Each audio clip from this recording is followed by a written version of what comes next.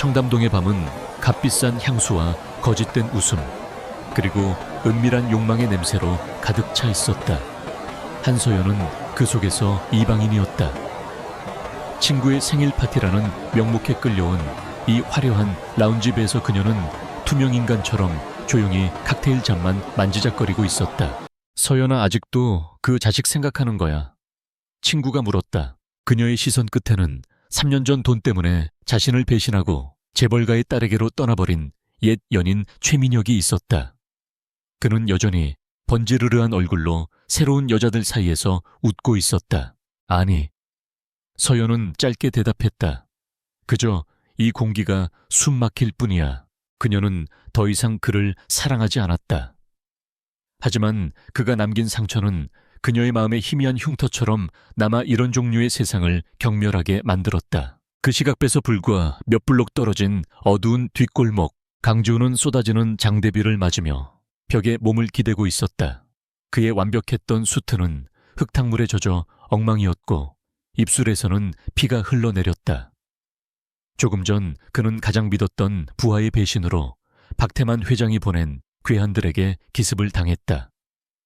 가까스로 그들을 뿌리쳤지만 마지막 순간 그들의 주사 바늘이 그의 목을 스쳤다. 정체불명의 약물이 그의 혈관을 타고 퍼져나가고 있었다. 시야가 흐려지고 온몸의 감각이 낯설게 변해갔다. 이대로 쓰러지면 끝장이다. 그는 마지막 남은 이성을 쥐어짜 비틀거리며 골목을 빠져나왔다. 그의 발걸음을 이끈 것은 이성이 아닌 본능이었다. 어디선가 아주 맑고 깨끗하며 마음을 안정시키는 향기가 흘러나오고 있었다. 수만 가지의 인공적인 향기 속에서 유일하게 살아있는 진짜 생명의 향기. 그는 홀린 듯이 그 향기가 흘러나오는 곳으로 향했다. 연남동의 낡았지만 정갈한 한 상가 건물, 1층에 위치한 향연샹유안이라는 작은 간판이 걸린 공방이었다. 한서연의 세상에서 유일한 안식처이자 성역, 그는 잠긴 문을 마지막 남은 힘으로 부수고 안으로 쓰러져 들어갔다. 서연이 파티장을 빠져나와 자신의 공방으로 돌아왔을 때는 이미 자정이 넘은 시각이었다. 부서진 문을 보고 그녀는 심장이 멎는 듯했다. 도둑인가? 저기 누구예요? 그녀는 떨리는 손으로 작업용 도구를 꽉 쥐고 안으로 들어섰다. 그리고 바닥에 쓰러져 있는 남자를 발견했다. 값비싼 수트 온몸에서 풍기는 위압감. 하지만 그의 상태는 말이 아니었다. 흙과 피로 얼룩진 얼굴, 헐떡이는 호흡, 그리고 그의 몸에서 풍겨나오는 지독한 알코올과 화학약품 냄새. 서연은 그가 그저 비싼 술에 취해 주사를 맞고 행패를 부리다 뻗어버린 한심한 재벌 2세쯤이라 생각했다. 경찰에 신고하려던 찰나 그녀는 남자의 고통스러운 신음소리를 들었다. 그의 눈에는 오만함이나 분노가 아닌 오직 살고 싶다는 필사적인 갈망만이 담겨 있었다. 그녀의 마음이 약해졌다. 그녀는 경찰에 신고하는 대신 그를 부축해 공방 안쪽의 작은 소파에 눕혔다. 그리고 해독작용이 있는 허브들을 꺼내 즉석에서 차를 우려냈다. 마시어요. 조금은 나아질 거예요. 남자는 몽롱한 의식 속에서 그녀가 내민 찻잔을 받아 마셨다. 그녀의 몸에서 풍기는 수천 가지의 꽃과 나무와 흙이 어우러진 그 깊고 신비로운 향기가 그의 고통을 조금씩 잠재우고 있었다. 그날 밤 두 사람의 이성은 약기운과 서로의 알 수 없는 향기에 완전히 마비되었다. 세상의 모든 상처받은 영혼들이 그렇듯 그들은 서로의 천 속에서 하룻밤의 위태로운 위안을 찾았다. 그것은 사랑도 욕망도 아니었다. 그저 지독한 고독과 고통 속에서 서로의 존재를 확인하고 싶었던 두 인간의 필사적인 몸부림이었다. 새벽녘, 서연은 자신의 옆에서 잠든 남자를 두고 먼저 눈을 떴다. 밤새 내리던 비는 그쳤고 창문 틈으로 새벽의 푸른빛이 스며들고 있었다. 그녀의 머리는 여전히 안개 속에 있는 듯했지만 어젯밤의 일이 꿈이 아니었음을 온몸의 감각이 말해주고 있었다. 수치심과 후회가 다시 그녀를 덮쳤다. 그녀는 남자가 깨기 전에 이 모든 것을 없었던 일로 만들고 싶었다. 그녀는 조용히 자신의 옷을 챙겨 입고 공방을 나섰다. 얼마 후 잠에서 깬 지우는 텅 빈 공간에 홀로 남겨진 자신을 발견했다. 간밤의 일은 마치 한여름 밤의 꿈처럼 아득하게만 느껴졌다. 그의 머리는 여전히 깨질 듯이 아팠고 기억은 드문드문 끊겨 있었다. 하지만 한 가지는 확실했다. 자신을 구해준 어떤 향기, 그리고 그 향기의 주인인 한 여자. 그는 몸을 일으키려다 바닥에 떨어져 있는 작고 반짝이는 물체를 발견했다. 백금으로 만들어진 정교한 펜촉 모양의 커프스링크. L그룹의 후계자에게만 주어지는 세상에 단 하나뿐인 물건이었다. 그것은 어젯밤 그녀가 그의 셔츠를 벗기는 과정에서 떨어져 나간 것이리라. 그는 그것이 그날 밤의 유일한 흔적이라고 생각했다. 하지만 그는 아직 알지 못했다. 그 밤이 그의 몸속에, 그리고 그녀의 몸속에 결코 지울 수 없는 운명의 씨앗을 남겼다는 것을. 다음 날 아침 한서연은 자신의 작업실 소파에서 끔찍한 악몽에서 깨어난 듯한 기분으로 눈을 떴다. 온몸이 욱신거렸고 머리는 깨질 듯이 아팠다. 간밤의 일은 마치 짙은 안개 속의 일처럼 흐릿하면서도 선명한 상처를 남겼다. 남자는 사라지고 없었다. 그가 누워있던 소파 주변에는 그가 남긴 희미한 위스키 향과 혈투의 흔적인지 모를 작은 핏자국만이 남아있었다. 서연은 마치 꿈이었기를 바라며 고개를 저었다. 하지만 그녀가 바닥을 청소하다가 작업대 밑에서 발견한 작고 차가운 물체는 그 모든 것이 냉검한 현실이었음을 증명하고 있었다. 백금으로 만들어진 정교한 펜촉 모양의 커프스링크. L그룹의 후계자에게만 주어진다는 세상에 단 하나뿐인 물건. 그녀는 인터넷 기사에서 그것을 본 적이 있었다. 그 남자가 강지훈이라고. 공포가 그녀의 온몸을 덮쳤다. 그녀는 대한민국에서 가장 위험하고 가장 강력한 남자와 돌이킬 수 없는 하룻밤을 보낸 것이다. 그녀는 커프스링크를 마치 저주받은 물건처럼 서랍 가장 깊숙한 곳에 던져 넣었다. 잊어야 했다. 이 모든 것을 완벽하게 잊어야만 했다. 한편 그 시각, 강지훈은 신라 호텔의 시큐어 스위트 섹슈얼 스위트에서 눈을 떴다. 간밤에 그의 위치를 추적해온 김 비서가 그를 이곳으로 안전하게 옮겨놓은 후였다. 회장님, 괜찮으십니까? 메어리가 조금 아프군. 그의 기억 역시 파편처럼 흩어져 있었다. 배신자의 얼굴약에 취했던 감각, 그리고 지옥의 문턱에서 자신을 구원해준 어떤 신비로운 향기. 김 비서, 어젯밤 나를 공격한 자들의 배후를 알아내. 그리고 그는 잠시 말을 멈췄다. 나와 함께 있었던 여자를 찾아. 여인이 말입니까? 그래, 이름도 얼굴도 기억나지 않아. 유일한 단서는 그녀의 몸에서 나던 세상의 모든 꽃과 나무를 합쳐놓은 듯한 그런 향기였다. 그것은 불가능에 가까운 명령이었다. 며칠 후 아유라 그룹은 공식 발표를 했다. 강지훈 회장이 과로로 인한 건강 악화로 무기한 요양에 들어간다는. 그리고 당분간 그룹의 모든 실무는 전문 경영인단에게 위임한다는. 그것은 거대한 연극의 시작이었다. 강지훈은 자신의 모든 것을 버렸다. 그는 최고급 수트 대신 낡은 면바지와 티셔츠를 입었다. 완벽하게 세팅된 머리 대신 아무렇게나 기른 덥수룩한 머리를 했다. 그리고 김민수라는 지극히 평범한 이름의 가난한 시나리오 작가 지망생으로 다시 태어났다. 그의 목표는 단 하나. 자신을 공격한 배우를 찾아내고 자신을 구원해준 향기의 주인을 자신의 힘으로 직접 찾아내는 것이었다. 그의 조사는 향기에서부터 시작되었다. 그는 대한민국 최고의 조향사들과 식물학자들을 비밀리에 동원했다. 그가 기억하는 희미한 향기의 조합을 재현해 내기 위해서였다. 수백 수천 가지의 조합, 그 끝에 마침내 하나의 결론에 도달했다. 그 향기는 단일한 원료에서 나오는 것이 아니었다.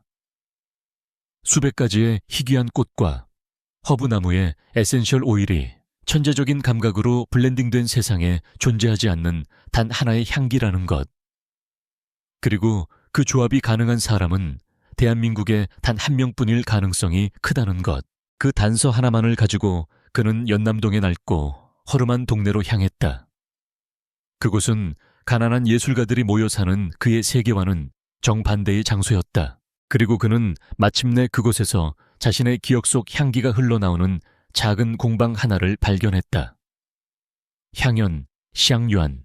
그는 공방 바로 위 옥탑방이 비어있다는 것을 확인하고 망설임 없이 그곳을 계약했다. 그날 오후 서연은 자신의 공방 천장에서 들려오는 낯선 소음에 미간을 찌푸렸다. 오랫동안 비어있던 옥탑방에 새로운 세입자가 이사라도 온 모양이었다. 제발 시끄러운 사람이 아니어야 할 텐데. 그녀는 작게 한숨을 쉬었다. 다음 날 아침, 서연이 공방 문을 열었을 때 옥탑방 계단에서 한 남자가 내려오고 있었다. 덥수룩한 머리, 며칠은 안 감은 듯한 수염 낡은 티셔츠 차림. 하지만 그 모든 허름함 속에서도 숨길 수 없는 날카로운 눈빛과 다부진 체격. 두 사람의 눈이 허공에서 마주쳤다. 서여연의 심장이 쿵 하고 내려앉았다. 그날 밤의 남자.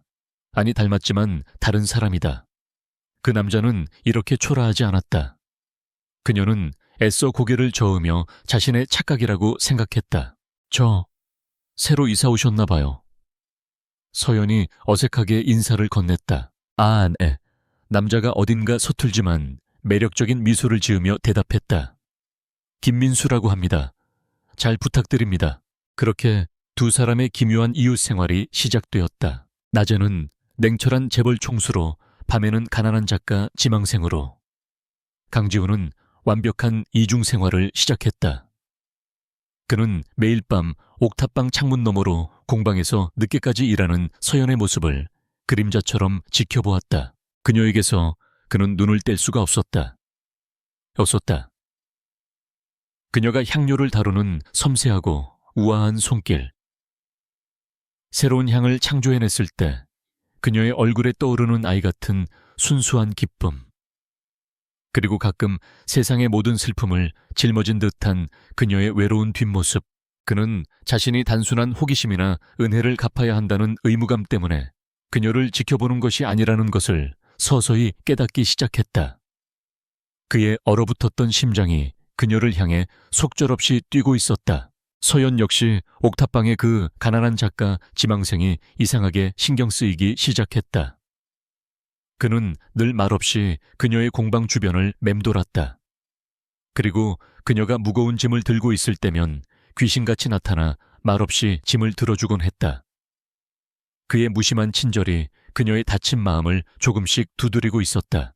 두 개의 다른 세계, 두 개의 다른 인생. 하지만 운명의 향기는 거짓말처럼 두 사람을 다시 서로에게로 이끌고 있었다.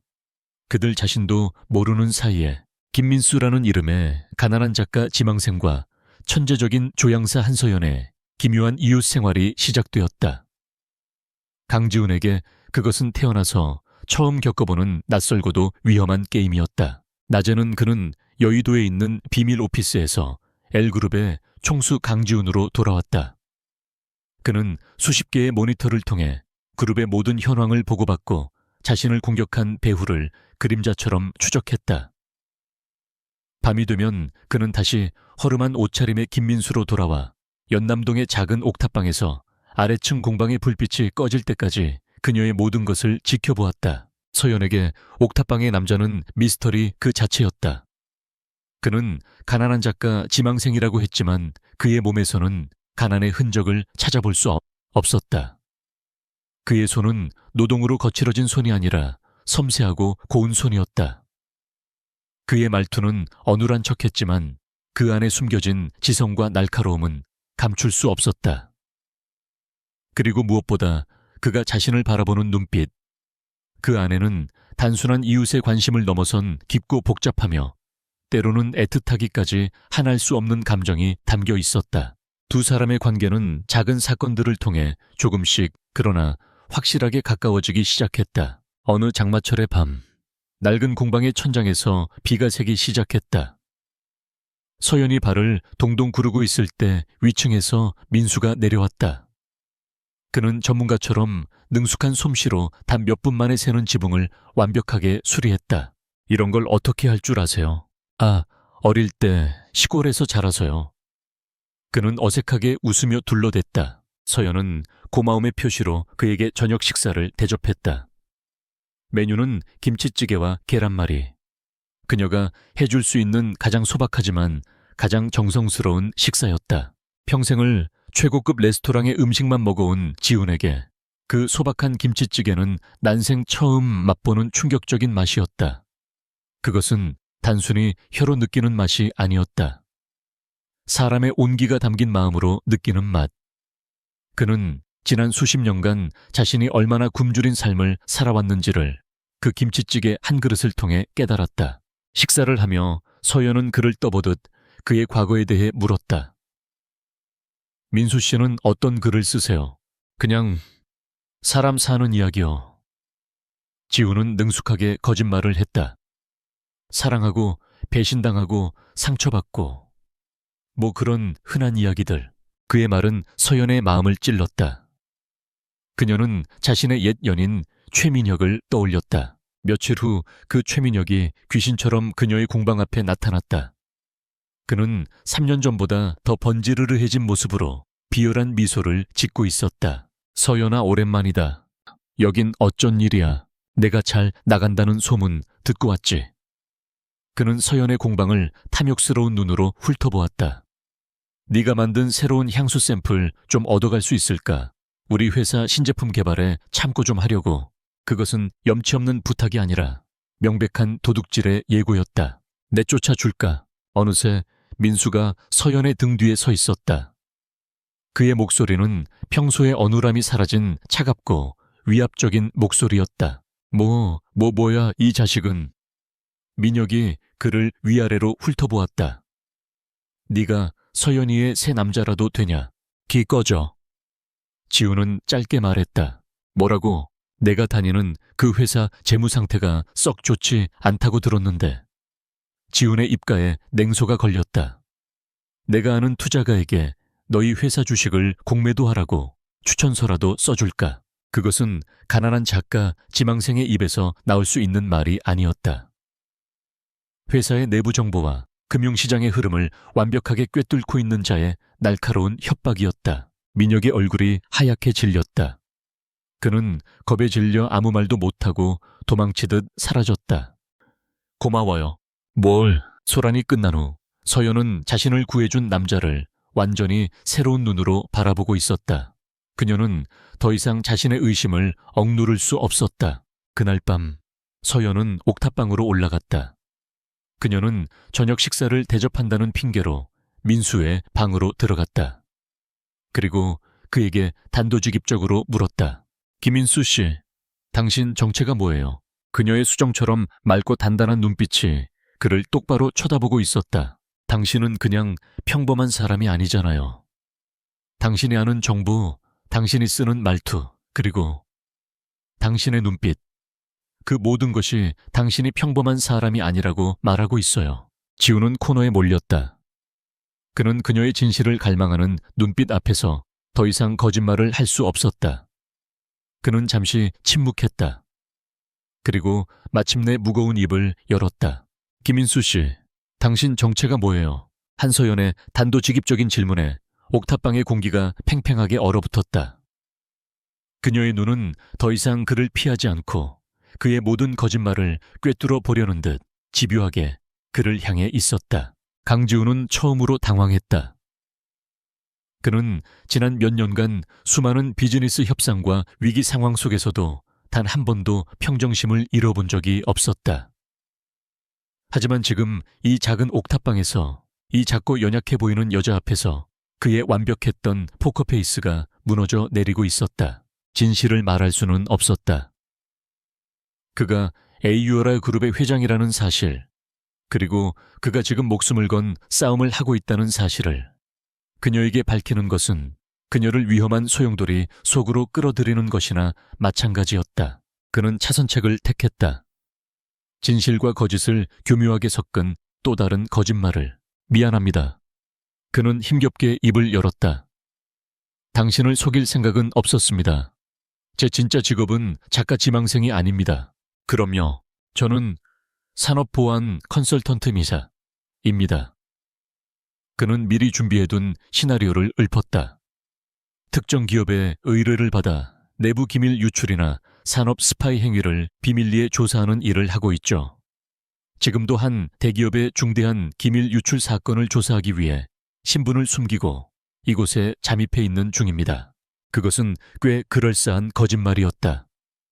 그의 비범한 정보력과 날카로운 통찰력, 그리고 가끔 보이던 위압적인 모습까지 모든 것이 설명되는 이야기. 서연은 그의 말을 완전히 믿지는 않았다. 하지만 그녀는 더 이상 캐묻지 않았다. 그녀는 그의 눈빛 속에서 이것이 그가 할 수 있는 최선의 진실이라는 것을 읽었기 때문이었다. 그리고 그 진실의 무게가 결코 가볍지 않다는 것도. 알겠습니다. 그녀는 짧게 대답했다. 당신의 비밀 지켜드리죠. 대신 제 일에도 더 이상 간섭하지 말아주세요. 두 사람 사이에 위태로운 휴전선이 그어졌다. 그날 이후 몇 주간의 시간이 흘렀다. 두 사람은 서로의 영역을 존중하며 조용한 이웃으로 지냈다. 하지만 그들의 마음속에서는 서로를 향한 감정이 걷잡을 수 없이 자라나고 있었다. 지우는 밤마다 옥탑방에서 공방의 불빛이 꺼질 때까지 서연의 모습을 지켜보는 것으로 하루를 마감했다.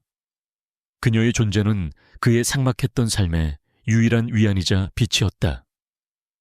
그는 이 위험한 임무가 끝난 후에 그녀에게 자신의 진짜 모습을 밝히고 그녀의 곁에 머물 수 있을까 하는 헛된 상상을 하곤 했다. 서연 역시 자신도 모르는 사이에 옥탑방의 그 미스터리한 남자에게 마음을 열고 있었다. 그는 무심한 척하면서도 늘 그녀를 챙겼다. 그녀가 늦게까지 일하는 날이면 옥탑방 계단에 따뜻한 캔커피 한 잔이 놓여 있곤 했다. 그녀가 무거운 재료를 들고 끙끙거릴 때면 귀신같이 나타나 말없이 짐을 들어주었다. 그녀의 마음속에서 새로운 향기가 피어나기 시작했다. 그것은 그 혼란스러웠던 밤의 기억과 미스터리한 이웃에 대한 설렘, 그리고 잊었던 사랑이라는 감정이 뒤섞인 아주 복잡하고도 매혹적인 향기였다.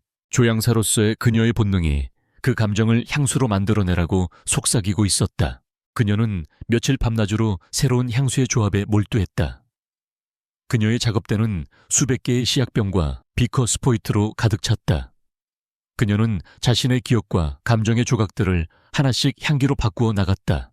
비에 젖은 흙의 냄새 페트리코, 한밤중에만 피어나는 자스민의 관능적인 향기, 공방의 가구를 닮은 시더우드의 안정적인 향, 그리고 그날 밤의 기억을 상징하는 아주 희미한 피와 공포의 금속성 향기까지. 마침내 그녀는 첫 번째 샘플을 완성했다. 그녀는 그 향수에 장대비가 쏟아지던 밤, 은혜뉴이 플루비어스이라는 이름을 붙였다. 그녀가 시향지에 향수를 뿌려 그 향기를 음미하던 바로 그 순간이었다. 향기! 어느새 지훈이 그녀의 등 뒤에 서 있었다. 그는 옥탑방에서부터 이 매혹적인 향기에 이끌려 자신도 모르게 내려온 참이었다. 그가 그 향기를 맡는 순간 그의 머릿속에서 잊었던 기억의 파편들이 폭발하듯 되살아났다. 지독한 고통, 배신자의 얼굴, 죽음의 공포, 그리고 그 모든 것을 잠재워 주었던 바로 이 향기. 이 향기로 자신을 감싸 안아 자신을 구원해 주었던 한 여인의 흐릿한 실루엣. 이 향기, 당신이었군. 그가 떨리는 목소리로 속삭였다. 그의 눈빛은 이전과는 완전히 다른 격렬한 감정으로 그녀를 향해 있었다. 서연은 그의 반응에 숨을 멈췄다. 그녀는 자신이 만들어낸 이 향기가 두 사람의 잊혔던 과거를 연결하는 운명의 열쇠였음을 깨달았다. 두 사람 사이에 말로는 설명할 수 없는 강렬한 기류가 흐르고 있었다. 그들의 멈춰버렸던 시간이 다시 움직이기 시작하려는 바로 그 순간이었다. 어머 서연아, 여기서 뭐하니? 공방 문이 열리며 불청객이 그들의 시간을 깨뜨렸다. 의부선니 오수진이었다. 그녀는 두 사람 사이의 미묘한 분위기와 방안을 가득 채운 매혹적인 향기를 즉시 감지했다. 웬 향수야? 또 남자라도 꼬시려고 이런 야한 향수를 만든 거니? 그녀는 서연의 손에 들린 시향지를 낚아채듯 빼앗았다. 그리고 그 향기를 맡는 순간 그녀의 얼굴이 질투와 탐욕으로 추하게 일그러졌다. 그녀는 본능적으로 이 향기가 보통 물건이 아니라는 것을 알아차렸다. 이 향기는 돈이 되고 명예가 되고 그리고 남자를 유혹할 강력한 무기가 될 수 있었다. 볼품없는 줄 알았더니 제법인데 한서연. 그녀는 서연과 그녀의 곁에 서 있는 초라한 행색에 김민수를 번갈아 쳐다보았다. 그리고 그녀의 머릿속에서 새로운 그리고 더 악랄한 계략이 싹트기 시작했다. 볼품없는 줄 알았더니 제법인데 한서연. 오수진의 비아냥거림은 한서연과 강지훈 김민수 사이에 흐르던 미묘하고 강렬했던 기류를 날카롭게 베어버렸다. 그녀의 등장과 함께 공방 안의 모든 향기는 도끼처럼 변해버렸다. 지허연은 그녀의 손에 들린 자신의 시향지를 보았다. 그리고 그녀의 눈빛에 서린 노골적인 질투와 탐욕을 읽었다. 내가 왜 여기 있어? 어머, 우리 집에 얹히려 사는 주제에 말투 한번 사납네. 수진은 서연의 어깨를 일부러 툭 치고 지나가며 민수의 앞에 섰다. 그녀는 마치 고급 가구를 감정하듯 그의 허름한 옷차림과 덥수룩한 머리를 위아래로 훑어보았다. 그리고 넌 또 뭐니 우리 서연이의 새로운 장난감. 지우는 아무 말도 하지 않았다. 그는 자신의 정체를 드러낼 수 없었다. 그의 눈에는 아주 희미한 사리가 스쳐 지나갔지만 그는 그것을 완벽하게 감추었다. 나가줘. 서연이 차갑게 말했다. 여긴 내 공간이야. 내 공간. 수진은 기가 막힌다는 듯 웃었다. 이 집 아직 아빠 명의로 되어 있는 거 잊었니? 엄밀히 말하면 네가 내 집에 얹혀 살고 있는 거지. 주제 파악 좀 해, 한서연. 그녀는 바닥에 떨어진 커프스링크 하나를 하이힐 끝으로 툭 쳤다. 그리고 이런 비싼 물건은 어디서 난 거니? 너 혹시 몸이라도 팔아서. 닥쳐. 서연의 외침과 함께 지훈이 수진의 앞을 막아섰다.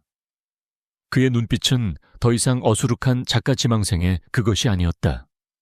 내 여자에게 함부로 말하지 마. 그의 예상치 못한 위압감의 수진은 순간 주춤했다. 하지만 그녀는 곧 다시 비웃음을 되찾았다. 내 여자 하 웃기시네. 너희들 아주 잘 어울린다. 쓰레기들끼리.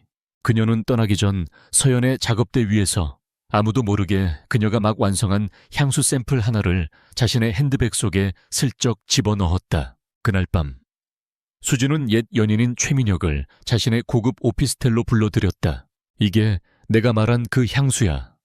민혁은 수진이 내민 작은 유리병을 의심스러운 눈으로 쳐다보았다. 그래, 한서연 그 계집애가 만든 새로운 향수지.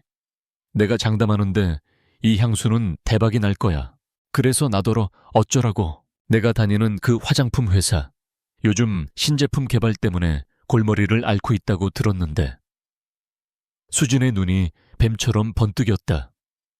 이걸 너희 회사에서 먼저 개발한 거라고 주장해. 뭐 표절 시비를 걸라고. 그래, 한서연을 산업 스파이로 모는 거야.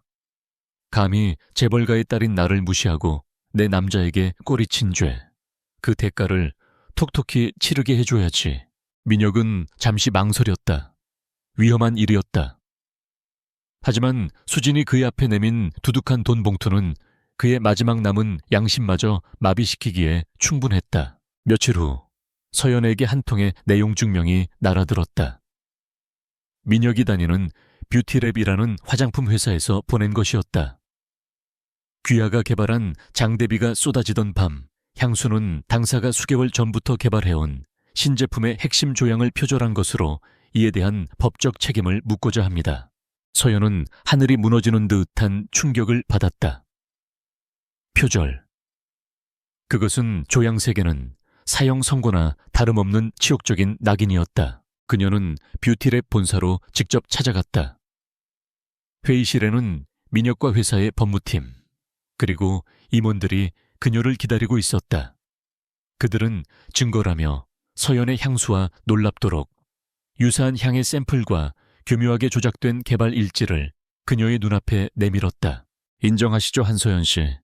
당신이 우리 회사의 기밀을 훔쳤다는 것을. 아닙니다. 저는 결백합니다. 그렇다면 이 놀라운 우연의 일치를 어떻게 설명하시겠습니까? 서연은 아무 말도 할 수 없었다. 완벽하게 짜인 거대한 함정이었다. 회사는 그녀에게 수십억에 달하는 손해배상 소송을 제기하겠다고 협박했다. 그녀의 이제 막 피어나려던 꿈이 한순간에 짓밟히고 있었다. 회의실을 나온 그녀는 망연자실한 채 복도에 주저앉았다. 그때 그녀의 주머니 속에서 휴대폰이 울렸다. 김민수였다. 그녀는 마지막 지푸라기라도 잡는 심정으로 그에게 전화를 걸어 자초지종을 설명했다. 걱정하지 말아요. 수화기 너머의 그의 목소리는 놀랍도록 차분했다. 내가 해결할 테니 당신은 그냥 아무것도 하지 말고 나를 믿고 기다려요. 그의 목소리에는 이상한 힘이 있었다. 서연은 자신도 모르게 그의 말을 믿고 있었다. 그녀가 전화를 끊는 동안 에이유라 그룹의 회장실에서는 조용한 전쟁이 시작되고 있었다. 김비서, 뷰티랩이라는 회사 주식을 전량 공매도해. 그리고 시장 조작 및 명예훼손으로 소송을 준비시켜. 강지훈의 목소리는 얼음장처럼 차가웠다. 그는 스피커폰을 통해 뷰티랩의 회장에게 직접 전화를 걸었다. 박 회장, 당신네 개가 내 사람을 물었더군. 누구신데? 30분 주지. 그 안에 모든 것을 제자리로 돌려놓지 않으면 내일 아침 전에 회사 주식은 휴지 조각이 되어 있을 거다. 전화를 끊은 후 채 30분도 되지 않아 서연이 있던 회의실의 문이 벌컥 열렸다. 뷰티랩의 박 회장이 사색이 된 얼굴로 뛰어들어온 것이다. 그는 서연의 앞에 90도로 허리를 숙였다. 죄송합니다. 저희의 착오였습니다. 이 모든 것은 저희 직원의 단독 행동이었습니다. 그는 옆에 서 있던 최민혁의 뺨을 인정사정 없이 후려쳤다. 이놈 당장 이분께 사죄드리지 못할까. 그리고 그는 민혁을 그 자리에서 해고했다. 서연은 자신의 눈앞에서 벌어지는 이 비현실적인 광경을 그저 멍하니 바라볼 뿐이었다. 거대한 위기가 알 수 없는 거대한 힘에 의해 한순간에 해결된 것이다. 그날 밤 서연은 자신의 공방으로 돌아왔다. 그녀가 문을 열자 김민수가 따뜻한 허브티를 들고 그녀를 기다리고 있었다. 그는 여전히 가난하고 어수룩한 작가 지망생의 모습이었다. 서연은 그를 뚫어지게 쳐다보았다. 상냥하고 어눌한 이웃 작가. 그리고 전화 한 통으로 한 회사의 운명을 손바닥 뒤집듯 바꿔버리는 무서운 권력자. 그 두 개의 얼굴 사이에 너무나도 거대한 간극. 그녀의 머릿속은 온통 그의 정체에 대한 의문으로 가득 차 있었다. 이 남자의 비밀은 그녀가 생각했던 것보다 훨씬 더 깊고 위험한 것일지도 모른다. 뷰티랩 사건 이후 한서연과 강지훈, 김민수 사이에는 미묘한 평화가 찾아왔다. 서연은 여전히 그의 정체를 의심했지만 그가 자신을 해칠 사람이 아니라는 것, 그리고 자신을 지켜주는 유일한 사람이라는 것을 인정할 수밖에 없었다. 지훈은 서연의 경계심을 풀기 위해 더 이상 그녀의 삶에 깊이 개입하지 않고 옥탑방의 가난한 작가 지망생으로서 묵묵히 그녀의 곁을 지켰다. 그러던 어느 날 조향사들의 세계를 뒤흔드는 큰 소식이 발표되었다. 에이유라 그룹이 주최하는 제1회 에이유라 국제 향수 어워드. 총 상금 10억 원. 그리고 우승자에게는 아유라이아 그룹과의 정식 계약 및 자신의 이름을 내건 브랜드 론칭이라는 파격적인 기회가 주어지는 전 세계 신진 조향사들의 꿈의 무대였다. 대회를 주최한 것은 물론 강지훈이었다. 그는 자신을 구해준 그 향기의 주인을 찾기 위한 거대한 그물을 던진 것이다. 그는 그녀가 평범한 사람이 아니며 반드시 이 대회에 모습을 드러낼 것이라고 확신하고 있었다. 서연에게 이 대회는 거부할 수 없는 유혹이었다. 그녀는 더 이상 의부선이나 옛 연인의 그림자에 시달리지 않고 오직 자신의 실력만으로 세상에 자신의 이름을 증명하고 싶었다. 그녀는 에투알 레투알이라는 별을 의미하는 가명으로 대회에 참가하기로 결심했다. 민수 씨, 그녀는 옥탑방으로 올라가 자신의 결심을 그에게 털어놓았다. 저 이 대회에 나가보려고요. 잘 생각했어요. 지우는 그녀의 열정으로 반짝이는 눈을 보며 진심으로 응원했다. 당신이라면 분명히 해낼 수 있을 겁니다. 그는 그녀가 바로 자신이 찾던 그 여자라는 것을 거의 확신하고 있었다. 하지만 그는 아는 척하지 않았다. 그녀가 스스로의 힘으로 빛나는 별이 되어 자신의 앞에 나타나 주기를 그는 조용히 기다리기로 했다. 한편 이 소식은 오수진의 귀에도 들어갔다. 그녀는 서연이 이 기회를 통해 재기하려는 것을 결코 좌시할 수 없었다. 그녀는 서연이 이 대회에서 우승하는 것만큼은 반드시 막아야만 했다. 나도 이 대회에 참가하겠어. 그녀는 자신의 인맥과 자금력을 총동원했다. 그녀는 유럽의 한 가난한 천재 조향사를 매수해 그의 비공개 포트폴리오에 있던 가장 완벽한 향수 포뮬러를 거액을 주고 사들였다. 그리고 그것을 마치 자신이 직접 개발한 것처럼 위장했다. 그렇게 두 자매의 보이지 않는 전쟁이 향수라는 아름다운 무대 위에서 다시 시작되었다. 서연은 자신의 모든 것을 출품작에 쏟아부었다. 그녀가 선택한 주제는 바로 기억이었다.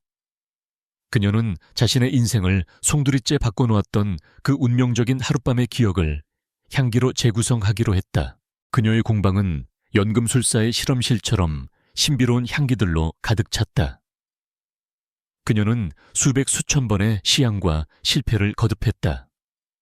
지우는 그런 그녀의 모습을 옥탑방에서 묵묵히 지켜보았다. 그는 그녀가 늦게까지 일하는 날이면 조용히 죽 한 그릇을 끓여 공방 문 앞에 놓아두곤 했다. 그의 서툴지만 진심 어린 응원이었다. 마침내 대회의 마지막 결선날, 화려한 무대 위. 최종 후보에 오른 사람은 단 2명. 에투알리라는 가명의 신인 한서연과 유명 인플루언서이자 사업가인 오수진이었다. 심사위원석에는 강지훈이 에이유라의 그룹의 회장으로서 차가운 표정으로 앉아 있었다. 먼저 오수진의 프레젠테이션이 시작되었다. 그녀는 유창한 외국어 실력과 화려한 영상 자료를 동원해 자신이 개발한 향수에 대해 열정적으로 설명했다. 그녀가 선보인 향수는 기술적으로 완벽했다. 완벽한 밸런스 매혹적인 향의 변화. 심사위원들은 감탄을 금치 못했다. 다음은 서연의 차례였다. 그녀는 수수한 옷차림으로 조용히 무대 위로 올라왔다. 그녀의 손에는 작은 향수병 하나 외에는 아무것도 들려있지 않았다. 제가 만든 향수의 이름은 장대비가 쏟아지던 밤의 기억, 메모아 d'une nuit pluvieus입니다. 그녀는 프레젠테이션을 하는 대신 이야기를 시작했다. 그것은 한 여자의 이야기였다. 세상의 모든 것으로부터 버림받고 지옥의 문턱에 서 있던 한 여자. 그리고 폭풍우 치는 밤 그녀의 세상에 예고 없이 불시착한 또 다른 상처 입은 영혼. 두 사람이 하룻밤의 짧은 시간 동안 서로의 상처를 어떻게 보듬고 위로했는지에 대한 그녀의 목소리는 차분했지만 그 안에는 듣는 사람의 마음을 움직이는 깊은 진정성이 담겨 있었다. 그녀가 이야기를 마치고 자신의 향수를 심사위원석에 건넸을 때 지우는 그 향기를 맡는 순간 온몸에 전율이 흐르는 것을 느꼈다. 바로 그 향기였다. 그의 흩어진 기억 속에서 유일하게 선명하게 남아있던 바로 그 향기. 그의 지옥 같던 밤을 구원해 주었던 그 천사의 향기. 그는 고개를 들어 무대 위에 서 있는 여자를 보았다. 그녀는 더 이상 그가 알던 가난하고 어수룩한 이웃집 작가 지망생이 아니었다. 그녀는 자신의 아픔을 세상에서 가장 아름다운 향기로 승화시킨 위대한 예술가였다. 그는 깨달았다. 자신이 지난 몇 달간 그토록 필사적으로 찾아 헤맸던 그 여자가 바로 자신의 가장 가까운 곳에 늘 함께 있었다는 것을. 심사위원들의 채점이 끝나가고 있었다. 수진은 자신의 승리를 확신하며 여유로운 미소를 짓고 있었다. 서연은 떨리는 마음으로 고개를 숙인 채 결과를 기다리고 있었다. 심사위원장이 마침내 입을 열었다. 제1회 에이유리 국제향수 어워드 연계의 대상은 제1회 아우라 국제향수 어워드 연계의 대상은 에투알 한서연님의 장대비가 쏟아지던 밤의 기억입니다. 심사위원장의 발표가 끝나자마자 장내에서는 우레와 같은 박수와 환호가 터져 나왔다. 수많은 카메라 플래시가 무대 위에 홀로 서 있는 작고 가녀린 여인을 향해 일제히 터졌다. 한서연. 그녀는 자신의 귀를 의심했다. 꿈을 꾸고 있는 것 같았다. 그녀의 눈에서 뜨거운 눈물이 흘러내렸다. 지독한 절망의 밤을 홀로 견뎌내고 자신의 상처를 예술로 승화시킨 그녀에게 세상이 보내는 가장 눈부신 찬사였다. 반면 오수진의 얼굴은 하얗게 질려 있었다. 패배. 그녀의 인생에는 단 한 번도 존재하지 않았던 단어였다. 돈으로, 권력으로, 거짓으로 쌓아 올린 그녀의 성이 한서연이라는 저 시골뜨기 계집애의 진심 앞에서 허무하게 무너져 내린 것이다. 시상식이 끝나고 무대 뒤편. 서연은 쏟아지는 기자들의 질문, 세례에 정신을 차릴 수가 없었다. 바로 그때 분노로 이성을 잃은 오수진이 악마와 같은 형상으로 그녀에게 달려들었다. 내가 감히 내 것을 훔쳐가. 그녀는 서연의 머리채를 잡아채고 그녀를 바닥으로 내동댕이 치려 했다. 위험해. 객석에서 이 모든 것을 지켜보고 있던 김민수가 무대 위로 뛰어 올라왔다. 그는 몸을 날려 서연을 보호하고 수진을 거칠게 밀쳐냈다. 그의 움직임은 더 이상 어수룩한 작가 지망생의 그것이 아니었다. 날렵하고 힘이 넘쳤으며 상대를 압도하는 훈련된 자의 움직임이었다. 어디서 나타난 경호원이야. 소란을 듣고 에이우라 그룹의 보안팀과 한 임원이 급하게 무대 뒤로 달려왔다. 그리고 그 임원은 김민수의 얼굴을 보고 경악하며 외쳤다. 회장님, 괜찮으십니까? 회장님. 그 한마디가 요란했던 무대 뒤편의 모든 소음을 순간 정지시켰다. 서연은 자신의 눈앞에서 벌어지고 있는 광경을 믿을 수 없다는 듯 멍하니 바라보았다. 그녀를 보호하고 있는 이 남자. 그녀가 지난 몇 달간 가난하고 어수룩하지만 선량한 이웃이라고 믿었던 김민수. 그가 에이유라 그룹의 회장이라고 그녀의 시선이 심사위원석에 있던 강지훈의 빈자리를 향했다. 그리고 다시 눈앞의 남자를 보았다.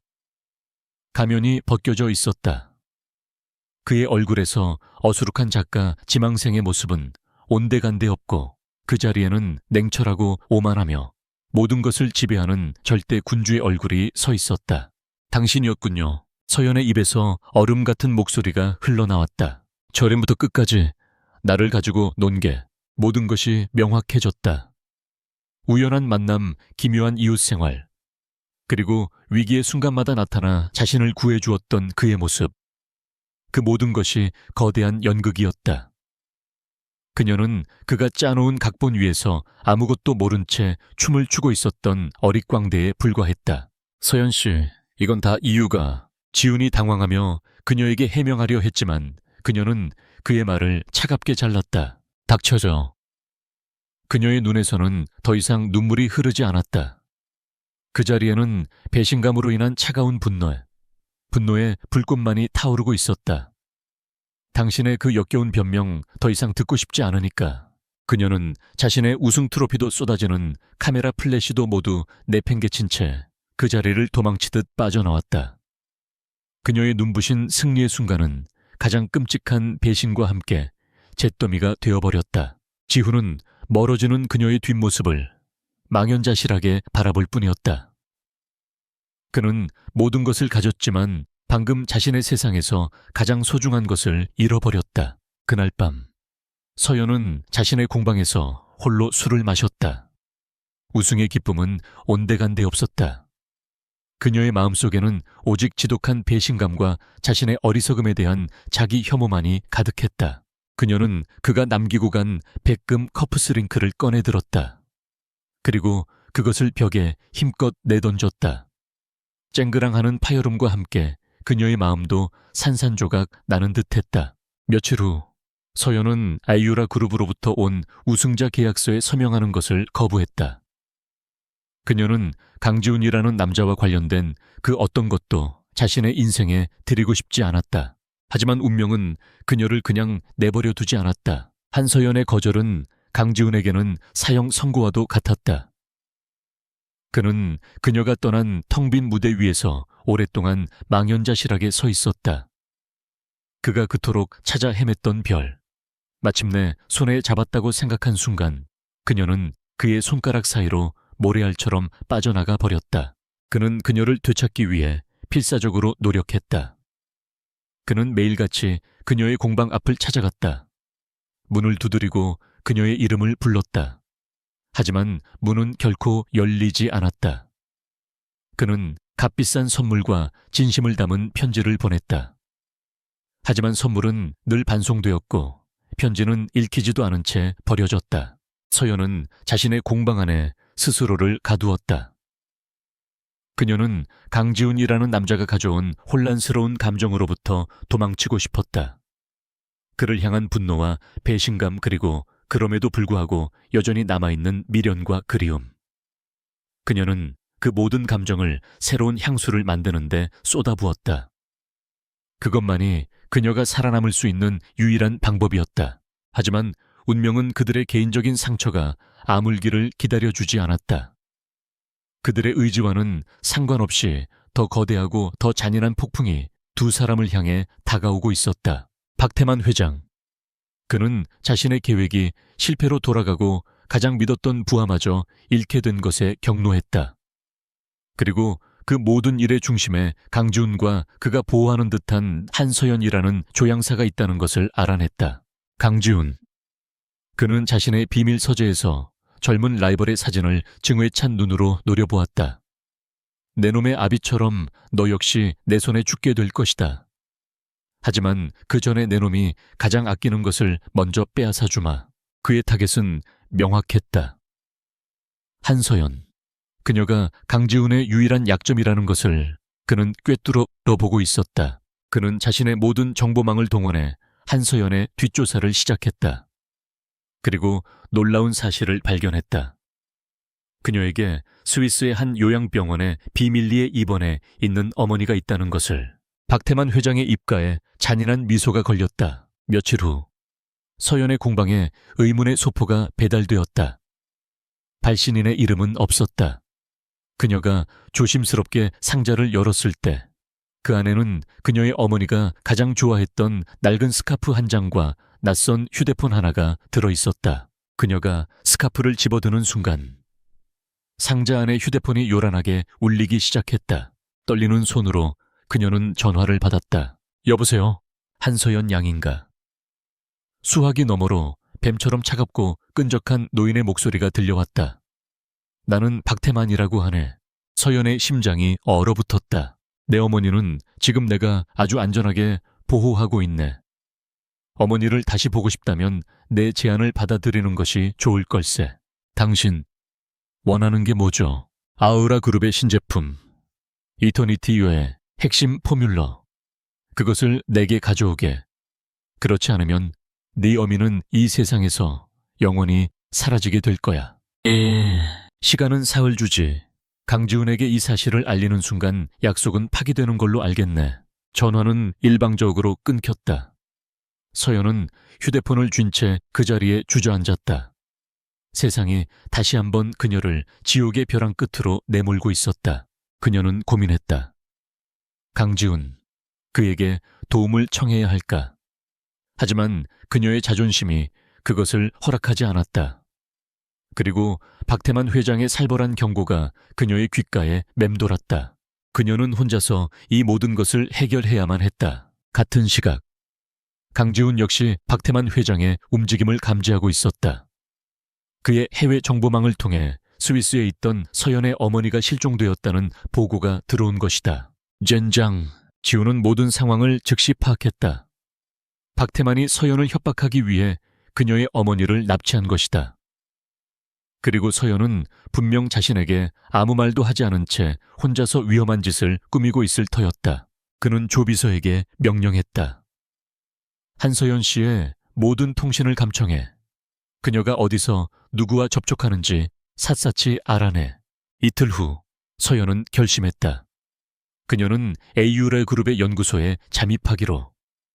그녀는 민수와 함께 살던 시절 지훈이 보안 시스템에 대해 무심코 흘렸던 말들을 기억해내고 있었다. 한밤중 서연은 검은 옷으로 몸을 감싸고 에이유라 그룹의 연구소 건물 담벼락 앞에 섰다. 그녀는 전문가처럼 능숙하게 보안 시스템의 사각지대를 돌파했다. 하지만 그녀가 연구소의 핵심 구역으로 진입하려는 바로 그 순간, 기억이 누구야? 강력한 손전등 불빛과 함께 경비원들이 그녀를 포위했다.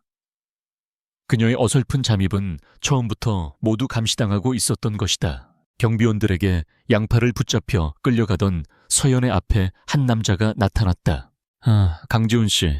그는 분노와 실망이 뒤섞인 복잡한 눈으로 그녀를 내려다보고 있었다. 대체 무슨 짓을 하고 있는 거요? 당신과는 상관없는 일이에요. 상관없다고. 그의 목소리가 낮게 가라앉았다. 당신이 내 회사의 기밀을 훔치려 한 산업 스파인데도. 그 순간 서연은 깨달았다. 이 모든 것이 그의 함정이었을지도 모른다는 것을. 당신, 설마 나를... 모든 것을 끝낼 시간입니다, 한서연 씨. 지훈의 눈빛은 차가웠다. 당신과 나 그리고 우리를 둘러싼 이 지긋지긋한 악연을. 그는 서연의 귓가에 아무도 들을 수 없는 작은 목소리로 속삭였다. 나를 믿어요.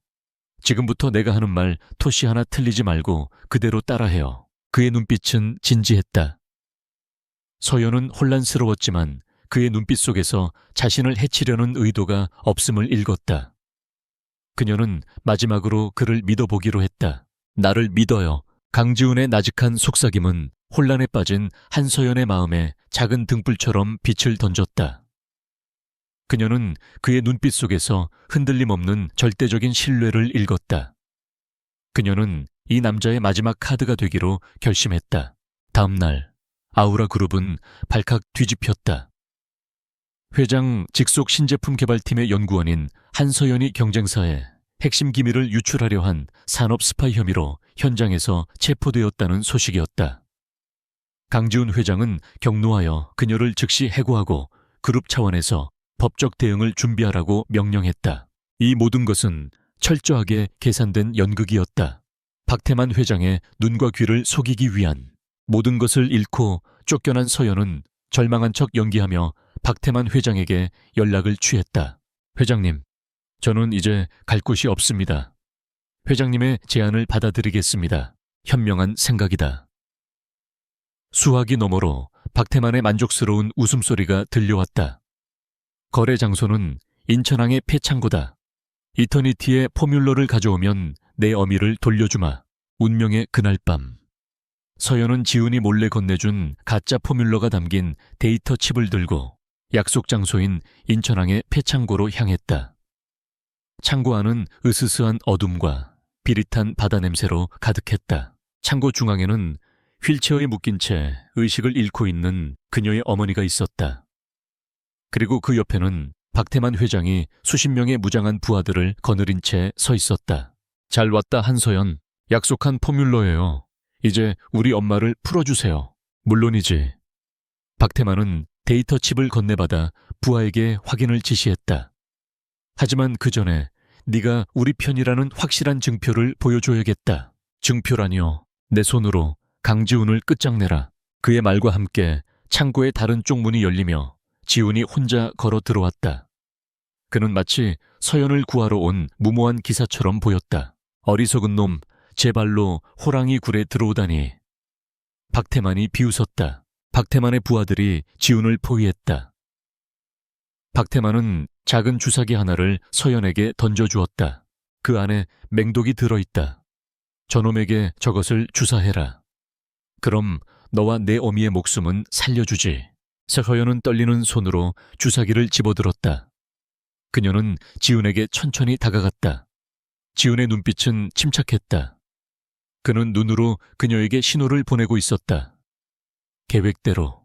서연은 그의 눈을 보며 조용히 고개를 끄덕였다. 그녀가 지훈의 바로 앞에 서서 주사기를 그의 목에 겨누는 순간이었다. 그녀는 번개처럼 몸을 돌려 주사기를 박태만의 심장을 향해 찔렀다. 하지만 박태만은 노련했다. 그는 그녀의 움직임을 예측하고 몸을 피했다. 그 순간 그의 부하 중 한 명이 그녀를 향해 총을 발사했다. 당, 안 돼. 지훈의 절규와 함께 서연의 몸이 앞으로 고꾸라졌다.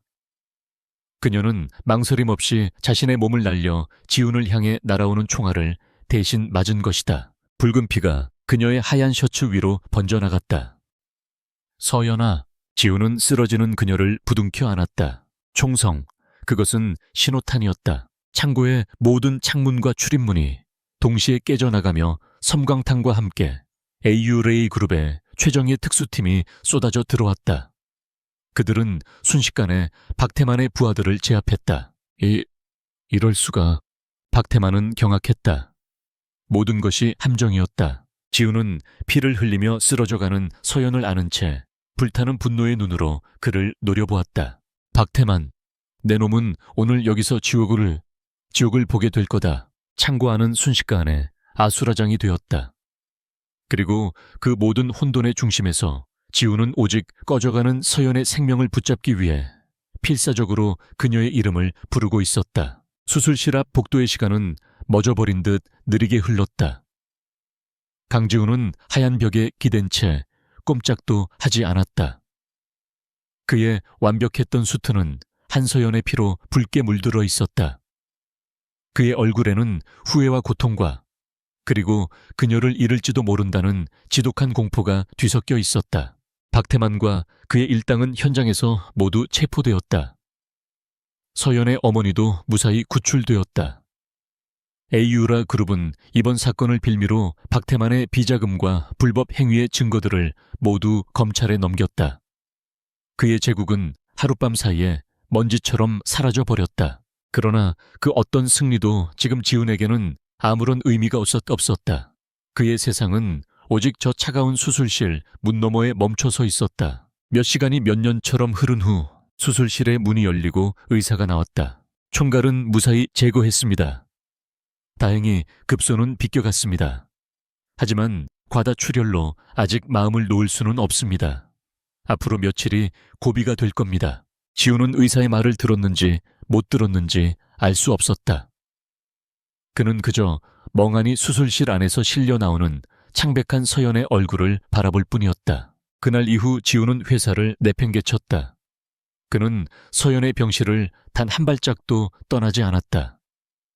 그는 밤을 새워 그녀의 손을 잡고 그녀의 희미한 숨소리를 들었다. 그는 그녀의 곁에서 끊임없이 속삭였다. 미안하오, 내가 다 미안하오.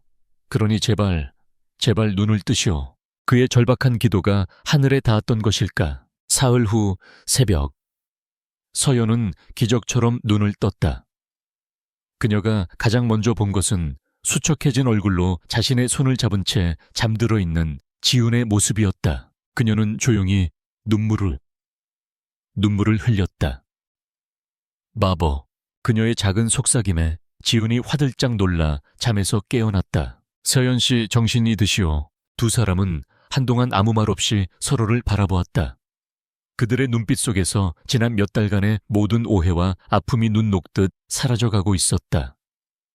거짓과 위장 그리고 상처로 얼룩졌던 그들의 관계가 비로소 진실이라는 맨얼굴로 마주하는 순간이었다.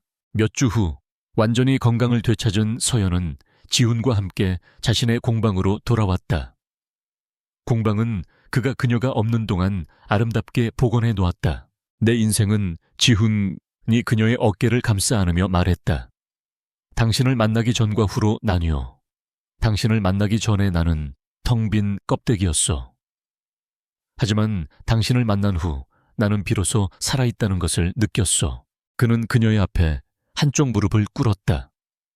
그의 손에는 화려한 다이아몬드 반지 대신 그날 밤 그녀가 잃어버렸던 그 백금 커프스링크가 목걸이로 만들어져 들려 있었다. 한서연, 나의 구원자, 그리고 내 심장의 유일한 향기.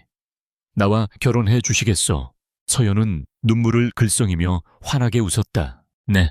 그녀는 그의 손을 끌어당겨 자신의 아직은 평평한 아랫배 위에 가만히 올려놓았다. 사실은 우리에게 선물이 하나 더 있어요. 그녀가 수줍게 속삭였다. 그날 밤에 찾아온 작은 기적이 지훈의 눈이 그의 인생에서 가장 크게 기쁨과 경이로움으로 뜨였다. 그는 조심스럽게 그녀의 배에 귀를 기울였다.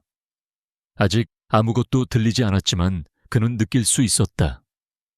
자신과 그녀를 다룬 새로운 생명의 기적을. 그는 서연을 끌어안았다. 그의 품은 그 어느 때보다 따뜻하고 안전했다. 길고 길었던 악몽의 밤이 가고 마침내 그들의 세상에 아침이 밝아오고 있었다. 그 후 두 사람은 공방에서 새로운 향수를 함께 만들기 시작했다. 지훈의 강인함과 서연의 섬세함이 결합된 세상에 단 하나뿐인 향수. 그들은 그 향수에 이름을 붙였다. 운명, 운명. 그들의 지독하고도 아름다웠던 사랑을 꼭 닮은 이름이었다.